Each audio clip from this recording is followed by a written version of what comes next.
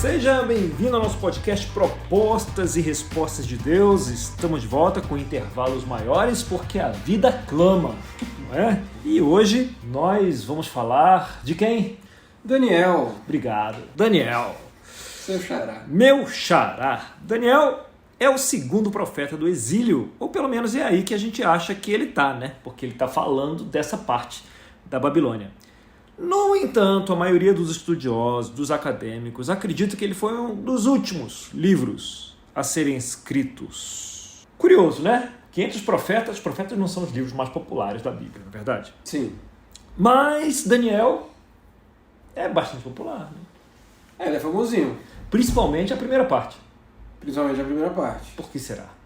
Tem muita história lá, né? Tem muito. A gente gosta de história, né? A gente gosta de história. Entre os profetas que escrevem pouco, ele é o mais famoso.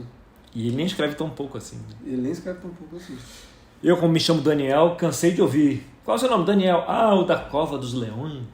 Eu ia falar... Espero que não, né? Era a resposta. Não, a resposta era... Não, os leões são mansos.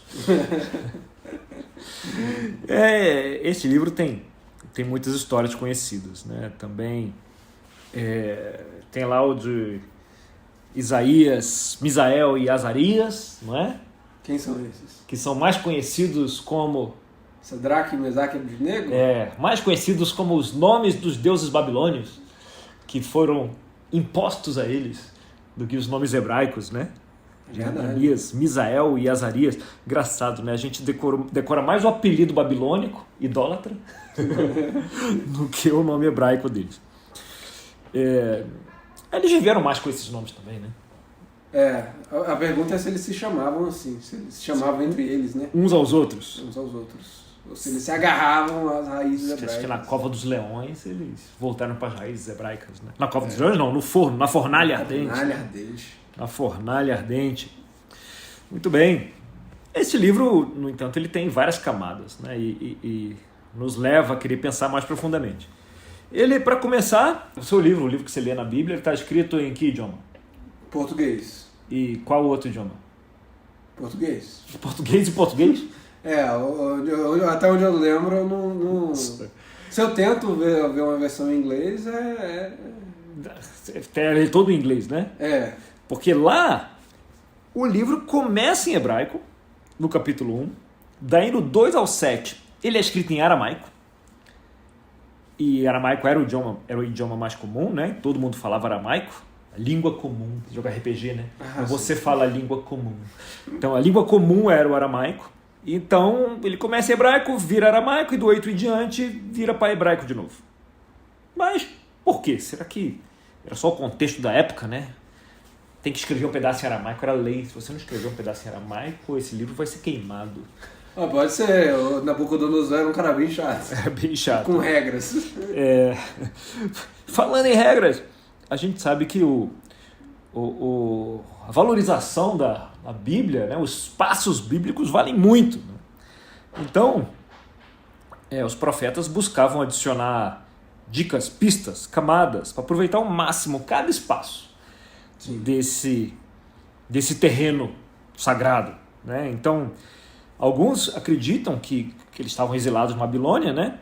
E a mudança repentina do hebraico para aramaico, por um hebreu vivendo no exílio, demonstrava essa perda de identidade, que era o grande risco que eles estavam correndo. Imagina, você começa em hebraico e já vira aramaico. O que isso poderia simbolizar para eles?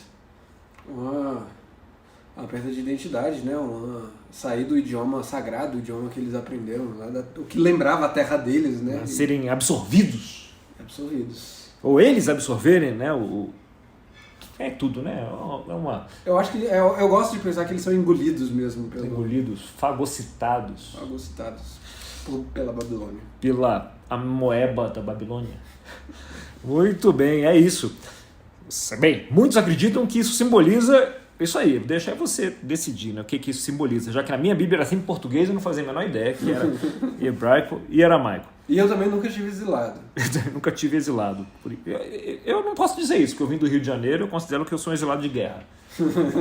Na segunda metade do livro, a partir do capítulo 8, ele volta a ser escrito em hebraico, né? E aí teria essa imagem de que os exilados voltarão para sua terra natal, né? O seu idioma de conforto, idioma raiz, está transmitindo uma sensação de restauração, né? Com essa ilustração da mudança de idioma, sem precisar falar uma única palavra. Então, temos um profeta, um livro que possui 2 metades, e com línguas diferentes, e nós temos grande chance de ter o quê? Um quiasma. Um quiasma, mas a verdade é que a gente está falando, Daniel era um dos profetas mais criativos do seu tempo, também com esse nome, tinha que ser brilhante mesmo.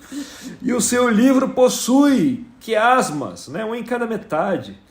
E eles se unem, quando 2 quiasmas se juntam, escrito por um escritor, um profeta criativo, o que eles formam? Um super quiasma. Um quiasmaço. Um megazord de quiasmas. É isso aí. Antes de mergulharmos nessas ferramentas, vamos dar uma olhada aí, por alto.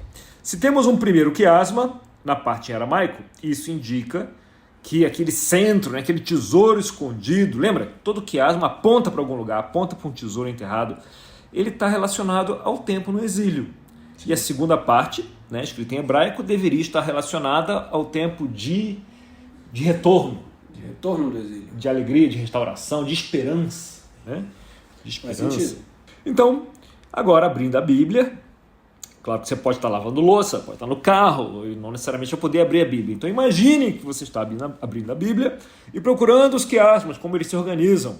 Então a dica aqui é que as pontas do primeiro está do capítulo 2 ao 7, que são as pontas da parte em aramaico. Né? Então elas se espelham.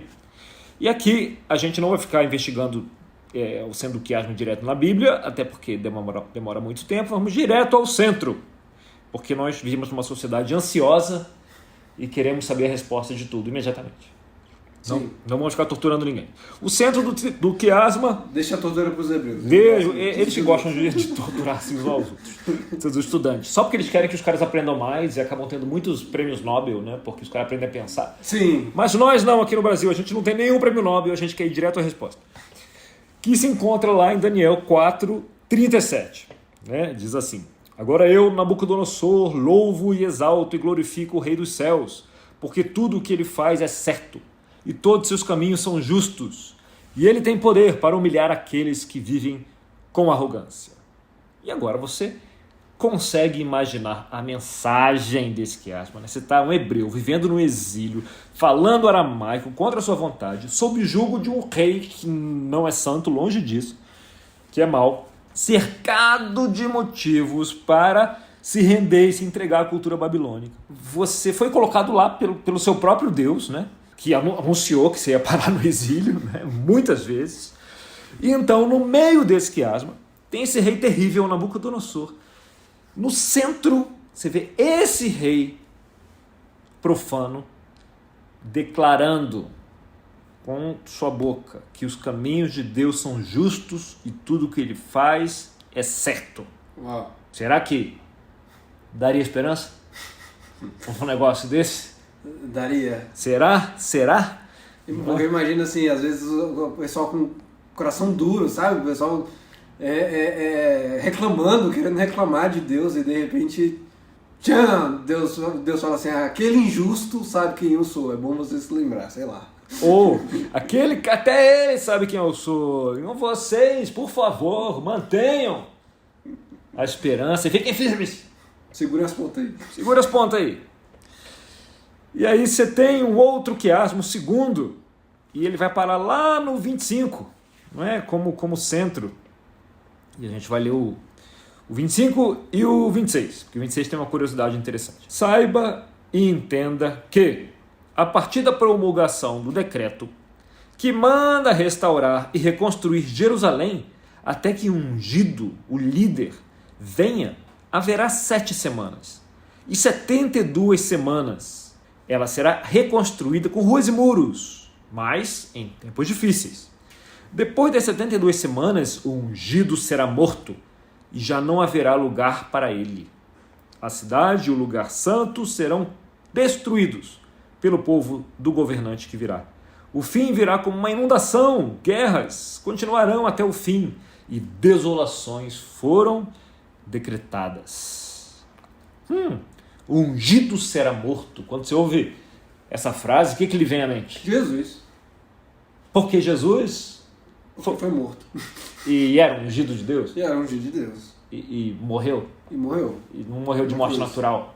Foi assassinado. Realmente, não Foi tem, executado pelo Estado. não há dúvida que ele foi morto. Não há dúvida. A gente vê isso, caramba, Daniel era um profeta sinistro. E era mesmo. A gente está acostumado a associar com Jesus, né? Mas o profeta, ainda que, claro, a gente possa associar com Jesus, e ele aponte, o profeta falava para aquele povo, e aquele povo faltava um tempinho ainda para Jesus vir. E o profeta não falava assim, ele falava para encorajar aquele povo. Então, para aqueles leitores, havia um outro significado, né? Isso precisava ter um significado semântico ali para aquela audiência. Senão não ia servir para nada. Eu fico imaginando, então vai vir um cara que vai ser sacrificado pelos seus pecados, assim, daqui a alguns séculos. Vocês nem Então, vão estar aqui se pra ver. encoraja aí, viu? Sabe, seus netos também não vão ver. Mas fica feliz aí. A verdade é que vocês já vão ter saído do exílio quando isso acontecer, então isso nem vai ser um problema mais. Então, haja encorajamento, né? Haja encorajamento. E até se questiona isso. Ele estava escrevendo naquele momento, os acadêmicos hoje acham que era no finalzinho, como ele saberia da restauração do templo, né? São perguntas que se colocam hoje em dia sobre isso. E esse quiasma com esse centro, ele fala, no 25, né, ele fala do decreto que manda restaurar e reconstruir Jerusalém, até que um ungido venha. Reconstrução do templo, né? Olha só, o centro com a mensagem, de depressão? Não. De encorajamento. Encorajamento. De novo. De mãos à obra. De mãos à obra, o templo vai ser reconstruído no devido tempo. E agora vamos então para aquele quiasma que é a junção do quiasma 1 e do quiasma 2, do aramaico e do hebraico. E nesse caso não há muita discussão entre os acadêmicos e os mestres judeus de onde seria esse centro. As pontas estão no capítulo 1, que espelha o capítulo 12, né? Início e fim. E o centro desse quiasma, e a gente já ouviu esse centro nas bocas do tal do ungido, que foi morto. O nosso? O nosso. Sim. O de verdade. Não. O ungido significa rei ungido, né? Era todo rei. Todo rei era ungido. Era ungido, né? Todo rei que Deus levantava era ungido. Então, para aquela audiência, era isso que significava ungido, né? Então, mas esse centro de Daniel é citado pelo nosso ungido, que diz assim: na minha visão à noite, vi alguém semelhante a um filho de um homem, que aliás é o símbolo, é o termo de Daniel, filho de um homem, vindo com as nuvens dos céus. E ele se aproximou do ancião e foi conduzido à sua presença. A ele foram dadas autoridade, glória e reino. Todos os povos, nações e homens de todas as línguas o adoraram. Seu domínio é um domínio eterno, que não acabará, e seu reino jamais será destruído. Então, forte, né? Esse centro. Esse é o famoso centro histórico. Qualquer cidade que se preze tem um centro histórico. Esse aqui é o centro histórico de Daniel. É o que vale a pena conhecer. Na cidade que Daniel escreveu na Bíblia. Até a Babilônia tinha um centro histórico. Dizem que tinha uns jardins legais lá. Sim. Dizem. A gente não viu. Nem tem foto. Ninguém postou no Instagram. Mas dizem. Esse povo não tinha respeito pelas gerações futuras. Não tinha. Postar as coisas no Instagram. Exatamente. Não tinha. Perceberam, então? Então, olha só. Eles estavam exilados. Estavam naquele sofrimento todo. Estavam sem horizonte. Né? E aí vem o profeta e ele fala que virá alguém, o Filho do Homem, que trará justiça e paz a todos os povos. Alguém que vai restaurar tudo. Para um povo que estava se perguntando, cadê a justiça do Senhor? Aliás, cadê o Senhor? Ele estava se perguntando isso. E Daniel diz, a justiça de Deus está vindo. Então, você precisa aguentar firme, porque ela vai vir. Né? Tudo que você está sofrendo agora está passando. Cada lágrima, cada dor, né? Cada ansiedade que você tem aí, angústia, agonia, cada oração que você coloca por causa do Senhor diante de Deus não será esquecido. Essa perseverança, essa luta não será esquecida. É aquele velho papo, né, de que no meio das tribulações, às vezes a gente acha que Deus não está conosco porque está brabo, né, está difícil, está doído. Se fosse por isso, Deus não estaria com o povo no Egito, né, porque foi doído. Né? Nem no deserto, porque também foi doído. Também foi doído. Nem na fornalha ardente. Quer dizer, na fornalha estava porque estava mesmo, né? A verdade é que na fornalha não estava doído. Não estava doído. Nem estava quente. Mas antes da fornalha eles podiam se perguntar. E aliás se perguntaram. Mas ficaram fiéis. Super legal isso, né? Dá para você ver que os três lá, Azarias, Misael, eles meio que refletem isso, né? Porque eles falam, a gente vai ser fiel, porque Deus pode nos tirar, e também se nos tirar, a gente vai ser fiel de qualquer jeito. É a vida. É a vida, é isso mesmo. Se tiver que morrer, vai morrer. Mas vai ser fiel. E essa mensagem era o que eles estavam passando lá, né? É verdade, a gente agora lembrando das histórias, geralmente é algo assim, né? Olha, se você não deixar de ser fiel a Deus, você vai morrer. Tudo bem. Mas se você for fiel, você vai morrer também, né? Todo mundo morre. Exatamente. Todo mundo morre. Muito bem. E aí Daniel vem trazer essa mensagem de esperança, né? Que em algum momento viria um líder que estabeleceria um novo reino que duraria para sempre. E de novo na nossa cabeça fica gritando o quê? Jesus! Ai, caramba, de novo. Mas enquanto ele não chega, o povo de Deus deve se manter firme diante do sofrimento. Dificultoso isso, né? E resistir à tentação de se entregar ao império e ser absorvido. E se curvar aos deuses que não são o seu Deus. Daniel promete proteção e resgate de Deus, né? Ele promete a presença de Deus, promete um futuro com esperança. Talvez não no tempo de vida de boa parte ali, né? Mas ele tinha que ficar firme para o povo ter esperança. E por mais forte que os impérios sejam, e até hoje eles parecem muito fortes, uma hora eles acabam. Uma hora eles caem. E eles vão abrir caminho para o próximo, né? Em última instância, com Nabucodonosor, né, a gente aprende o papel também do orgulho nisso. Os impérios gostam de ser exaltados, de se glorificar, mas será uma hora que isso não acontecerá, né? E haverá um rei que reinará para sempre. Para sempre. Apenas um rei. Apenas um, né?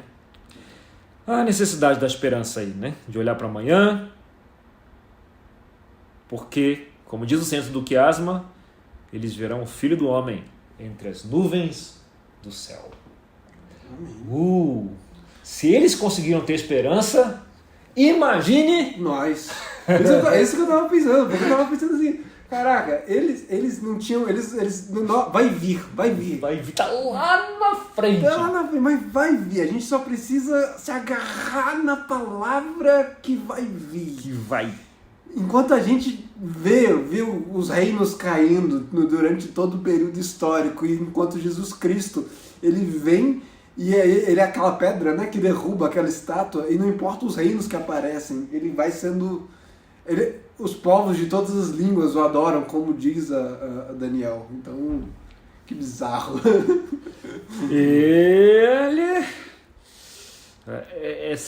Eu confesso que eu não gosto muito quando